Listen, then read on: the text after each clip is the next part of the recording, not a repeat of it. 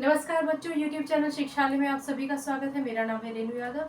आज हम halo alkane हेलोरीन्स chapter में एक बहुत इंपॉर्टेंट टॉपिक पढ़ने वाले हैं, डिफरेंस बिटवीन एनाइलिक हैलाइड और विनाइलिक हैलाइड। बच्चे अक्सर कंफ्यूज हो जाते हैं, कंफ्यूजन को दूर करते हैं। आइए समझते हैं। एनाइलिक हैलाइड की हम बात करते हैं। एनाइलिक हैलाइड समझने के लिए आप ये तो जानते ही हैं कि अगर कार्बन पर कोई भी बॉन्डिंग नहीं होती है किसी भी रिंग में, तो वो कार्बन sp3 हाइब्रिडाइज्ड होता है। लेकिन अगर किसी एक पोजीशन में ये बॉन्ड लगा दिया जाए तो इसका मतलब होता है कि उस बॉन्ड के आसपास वाले जो दो कार्बन होंगे डेफिनेटली वो दोनों के दोनों sp2 हाइब्रिडाइज्ड हो जाएंगे। क्लियर? और बाकी के ये जो चार कार्बन होंगे ये रहेंगे आपके sp3 हाइब्रिडाइज्ड। ठीक, तो बस अगर इतनी सी बात समझ में आ गई है तो अब एलाइलिक हैलाइड समझना थोड़ा सा आसान हो जाएगा। एलाइलिक हैलाइड कहता है कि मैं एक हैलोजन आपको दे सकता हूँ, आप उसको रिंग में जोड़िए या ओपन स्ट्रक्चर फॉर्मूला में जोड़िए हाइड्रोकार्बन के साथ। शर्त सिर्फ इतनी है कि जो हैलोजन मैं दूंगा वो एक ऐसे कार्बन से जुड़ा होना चाहिए, एक ऐसे कार्बन से जुड़ा होना चाहिए जो sp3 हाइब्रिडाइज्ड है। तो आप कहेंगे कि मैम सारे ही sp3 हाइब्रिडाइज्ड हैं, इन दोनों कार्बन को छोड़ के बाकी सारे sp3 हाइब्रिडाइज्ड हैं? नहीं, इसके अलावा एलाइलिक की एक शर्त है। वो कहता है कि मैं हैलोजन एक ऐसे कार्बन को दूंगा जो sp3 हाइब्रिडाइज्ड है, लेकिन वो कार्बन एक ऐसे कार्बन से जुड़ा होना चाहिए जो sp2 हो या फिर डबल बॉन्डेड हो। आगे बात समझ में? दोबारा से सुनिए। हैलोजन एक ऐसे कार्बन से बॉन्ड करेगा जो कार्बन खुद तो sp3 होगा, लेकिन इन टर्न एक ऐसे कार्बन से भी जुड़ा होना जरूरी है जो डबल बॉन्डेड है।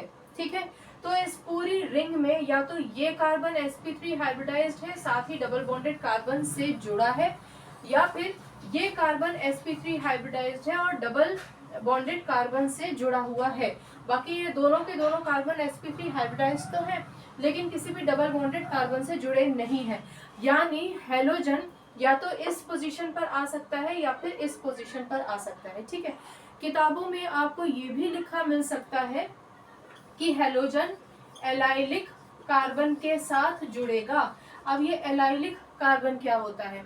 एलाइलिक कार्बन वो sp3 हाइब्रिडाइज्ड कार्बन होता है जो किसी डबल बॉन्डेड कार्बन से जुड़ा होता है। राइट? अगर आप एग्जामिनेशन में एलाइलिक कार्बन भूल जाते हैं तो कोई दिक्कत नहीं है, बल्कि एलाइलिक हैलाइड्स की डेफिनेशन भी ऐसा नहीं पूछते, डिफरेंस आपको पता होना चाहिए। ठीक है, तो एलाइलिक कार्बन की अगर हम बात करें तो वो कार्बन जो sp3 हाइब्रिडाइज्ड है लेकिन एक डबल बॉन्डेड कार्बन से जुड़ा होता है। एलाइलिक हैलाइड वो सिचुएशन जहां पे एक हैलोजन कार्बन से जुड़ेगा जो sp3 हाइब्रिडाइज्ड हो लेकिन वो कार्बन एक डबल बॉन्डेड कार्बन से जुड़ा होना चाहिए।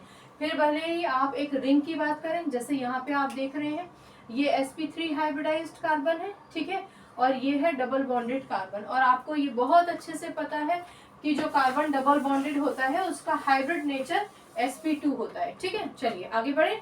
एक ओपन स्ट्रक्चर ले लेते हैं। ये है आपका CH2, ये है आपका CH और यहाँ पर आपका CH3 रहा होगा।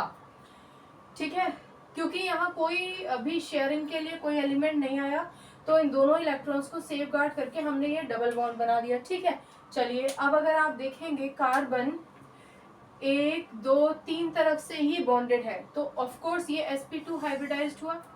ये कार्बन भी 3 तरफ से बॉन्डेड है तो ये भी sp2 हाइब्रिडाइज्ड हुआ। लेकिन ये जो कार्बन है क्योंकि ये तीनों तरफ से हाइड्रोजन से बॉन्डेड है तो ये हो गया sp3 हाइब्रिडाइज्ड कार्बन।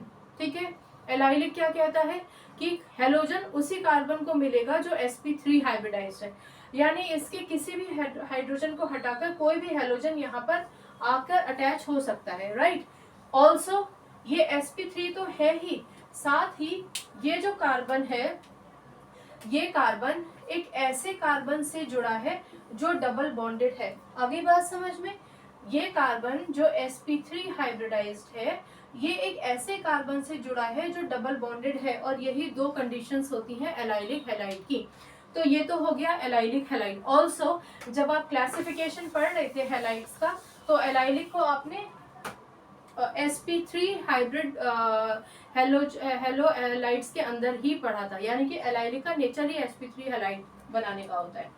फिर विनाइलिक का क्लासिफिकेशन sp2 के अंदर था। बहुत सिंपल है, आप जानते हैं, पुराने लेक्चर्स में पढ़कर आए हैं कि अगर कहीं पर भी कोई बॉन्ड नहीं है तो यहाँ जो कार्बन होता है जिसे हम यूजली शो नहीं करते हैं वो sp3 हाइब्रिडाइज्ड है। आप जानते हैं ना कि इस रिंग में अगर आप कुछ शो नहीं करेंगे, यानी हर एक एच पर एक कार्बन दो हाइड्रोजन के साथ अटैच्ड होगा। कार्बन की वैलेंसी 4 है, दो तरफ से हाइड्रोजन से अटैच्ड है, एक तरफ इस कार्बन से, एक तरफ इस कार्बन से। यही सारी रिंग में सारे कार्बन की कहानी होती है, राइट। लेकिन अगर यहाँ डबल बॉन्डेड है, डबल बॉन्ड का तो मतलब समझते हो ना कि ये जो रिंग थी इनमें सारे कार्बन दो हाइड्रोजन से जुड़े थे। मान लीजिए ये हाइड्रोजन हटा दें और ये भी हाइड्रोजन हटा दें, तो यहाँ एक और यहाँ एक इलेक्ट्रॉन रह जाएगा ना, उसको सेफगार्ड करने के लिए ही तो डबल बॉन्ड लगाते हैं, राइट। डबल बॉन्ड लगाते ही ये sp2 हाइब्रिडाइज हो जाएगा, ये कार्बन भी sp2 हाइब्रिडाइज हो जाएगा। बाकी कहीं भी बॉन्ड नहीं है तो ये sp3 हाइब्रिडाइज्ड ही रहेंगे। और विनाइलिक हैलाइड कहता है कि मैं अपना हेलोजन एक ऐसे कार्बन को दूंगा जो sp2 हाइब्रिडाइज्ड है। इस रिंग की अगर आप बात करते हैं तो ये कार्बन और ये कार्बन दोनों ही sp2 हाइब्रिडाइज्ड हैं। तो यहाँ किसी भी पोजीशन पर आकर हेलोजन जुड़ सकता है, भले ही आप विनाइलिक की बात करें या फिर आप एलाइलिक की बात करें। अगर एक हेलोजन जुड़ता है तो वो मोनोहेलाइड कहलाया जाता है, दो हेलोजन जुड़ेंगे तो ऑफ कोर्स वो डाई हेलाइड कहलाया जाएगा, ठीक है। तो ये तो बात आपको समझ में आ गई होगी। अब एक और कंडीशन देखते हैं, ये तो रिंग था, अब हम ओपन स्ट्रक्चरल फॉर्मूला देखते हैं। ये हमारे पास CH2 हुआ करता था, राइट। क्योंकि दोनों के पास एक एक इलेक्ट्रॉन है, कोई शेयर करने के लिए नहीं है, तो सेफगार्ड करके डबल बॉन्ड के तौर पे सेव कर दिया, राइट। ये भी sp2 हाइब्रिडाइज्ड है, ये कार्बन भी sp2 हाइब्रिडाइज्ड है। और विनाइलिक हैलाइड तभी बनता है जब कोई कार्बन sp2 हाइब्रिडाइज्ड होता है, यानी इन दोनों कार्बन में से किसी भी एक हाइड्रोजन को हटाकर, क्योंकि दोनों ही sp2 हाइब्रिडाइज्ड है, किसी के भी एक हाइड्रोजन को हटाकर यहाँ हेलोजन अटैच हो सकता है। इन्होंने आपको हो सकता है यहाँ X की जगह Cl मिल जाए, कोई दिक्कत नहीं, इसका मतलब इन्होंने क्लोरीन ऐड किया है, तो आप समझ गए। तो ये बेसिक डिफरेंस होता है एलाइलिक और विनाइलिक के बीच में। एलाइलिक में कार्बन sp3 हाइब्रिडाइज्ड होना चाहिए और एक डबल कार्बन से बॉन्डेड होना ही चाहिए। विनाइलिक में कार्बन sp2 हाइब्रिडाइज्ड ही होना चाहिए, भले ही फिर वो रिंग हो या फिर वो ओपन स्ट्रक्चरल फॉर्मूला हो। आई होप इतना आपको समझ में आया होगा। कोई कंफ्यूजन है तो पूछ लीजिएगा। मिलते हैं अगले क्लास में, अपना ख्याल रखिए, खुश रहिए, नमस्कार।